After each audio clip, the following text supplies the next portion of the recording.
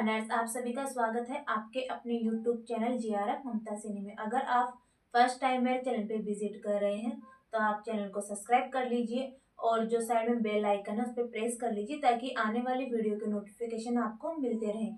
अगर आपको मेरा वीडियो अच्छा लगता है तो आप वीडियो को लाइक, शेयर और कमेंट कीजिए और मुझे अपना फीडबैक देते रहिए।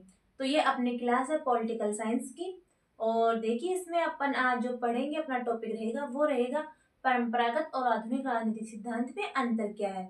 जो अपनी पहले की जो वीडियो थी उनमें अपन पढ़ चुके हैं कि राजनीतिक सिद्धांत का अर्थ, उसकी प्रकृति, उसके प्रकार, जिसमें अपन परंपरागत राजनीतिक सिद्धांत और आधुनिक राजनीतिक सिद्धांत के बारे में अपन पढ़ चुके हैं। और आज अपन पढ़ेंगे कि परंपरागत और राजनीतिक सिद्धांत में अंतर है क्या, कि दोनों में अपन तुलना कैसे कर सकते हैं। तो वीडियो शुरू करने से पहले मैं आपसे कहना चाहूंगी कि प्लीज आप वीडियो को लाइक कर दीजिए। तो आइए अपन पढ़ते हैं आगे। तो देखिए ये दे रखा है कि परंपरागत राजनीतिक सिद्धांत और आधुनिक राजनीतिक सिद्धांत। तो देखिए इसकी प्रकृति कैसी मानी गई है परंपरागत की। इसकी प्रकृति मानी गई है दार्शनिक पद्धति। और दार्शनिक पद्धति के अपन जनक किसको मान सकते हैं? प्लेटो को। क्यों? क्योंकि देखो इसके अंतर्गत जो इन्होंने बताया था राजा का शासन, नीति से, परंपरा से जो धन चल रहा है वही, और वो कौन करेगा? दार्शनिक राजा। लेकिन जो आधुनिक है, आधुनिक राजनीतिक सिद्धांत के जो विचारक है उन्होंने क्या बताया कि इसकी प्रकृति कैसी है? इसकी प्रकृति वैज्ञानिक है। और इसके जनक किसको मान सकते हैं अपन? अरस्तु को। दूसरा है कि राजनीतिक विज्ञान को राज्य व सरकार के संस्थागत ढांचे के अध्ययन का विज्ञान मानते हैं। यानी कि जो परंपरागत राजनीतिक सिद्धांत है ना, उसमें किसका अध्ययन किया जाएगा? उसमें सरकार और सरकार का जो संस्थात्मक ढांचा है उसी का अध्ययन किया जाएगा।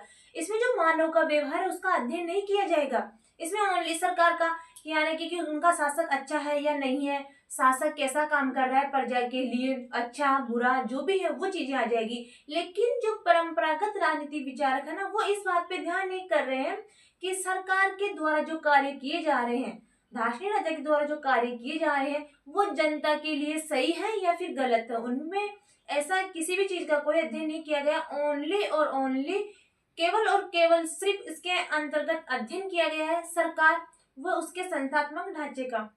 जबकि जो आधुनिक राजनीतिक सिद्धांत है ना, वो किसका अध्ययन करता है? वो शक्ति व सत्ता का अध्ययन करता है। किसका? शक्ति व सत्ता का। क्योंकि इसके अंतर्गत शक्ति और सत्ता का अध्ययन होगा तभी तो अपन मानव के व्यवहार का अध्ययन कर पाएंगे। ये वाली चीज है। फिर देखिए जो परंपरागत राजनीतिक सिद्धांत है इसके अंतर्गत कौन कौन सी पद्धतियां अपन काम में ले सकते हैं अध्ययन करते टाइम। तो इसमें है ऐतिहासिक, दार्शनिक और कानूनी। वही अपने आधुनिक राजनीतिक सिद्धांत के अंतर्गत अपन सांख्यिकी, व्यवस्था, प्रमाणीकरण, संरचनात्मक, प्रकार्यात्मक पद्धतियों का प्रयोग कर सकते हैं।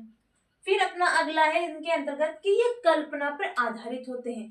जो परंपरागत राजनीतिक सिद्धांत है ना, वो किस पे आधारित? अपने कल्पना पे। ये एक सपनों की दुनिया देखते हैं इसके अंतर्गत। क्यों? क्योंकि इसमें राज्य को भगवान का अवतार माना जाता है और वो कहते हैं कि भगवान जो करेगा हमारे लिए अच्छा ही होगा। हमारे जो पूर्वज है उन्होंने जो रीति रिवाज बना दिए हैं वो रीति रिवाज ही सर्वथा मान्य होंगे और वो कहीं पे भी मतलब उनको छोड़ा नहीं जाएगा, उन्हीं को माना जाएगा। जबकि जो आधुनिक राजनीतिक सिद्धांत है ना, वो ठोस तथ्यों पे आधारित होते हैं। वो रिसर्च करते हैं, पहले विज्ञान का सहारा लेते हैं और रिसर्च करने के बाद वो किसी चीज की खोज करेंगे, एक सिद्धांत बनाएंगे। तो इसलिए उनके जो तथ्य होंगे वो कैसे होंगे? ठोस होंगे, प्रमाणित होंगे, है ना। तो वो उनके निष्कर्ष भी कैसे माने जाएंगे? प्रमाणित और निश्चित मान्य माने जाएंगे। जबकि परंपरागत में ऐसा नहीं है।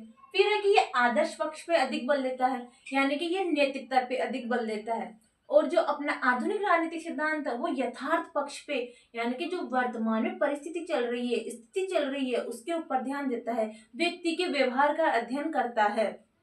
तो देखिए अपन ने ये अंतर पढ़ लिए हैं। आई होप आपको ये चीज समझने में आई होगी। अगर आपको वीडियो अच्छा लगता है तो आप वीडियो को लाइक, शेयर और कमेंट कीजिए। मुझे अपना फीडबैक देते रहिए। चैनल को सब्सक्राइब करना ना भूलिए। धन्यवाद।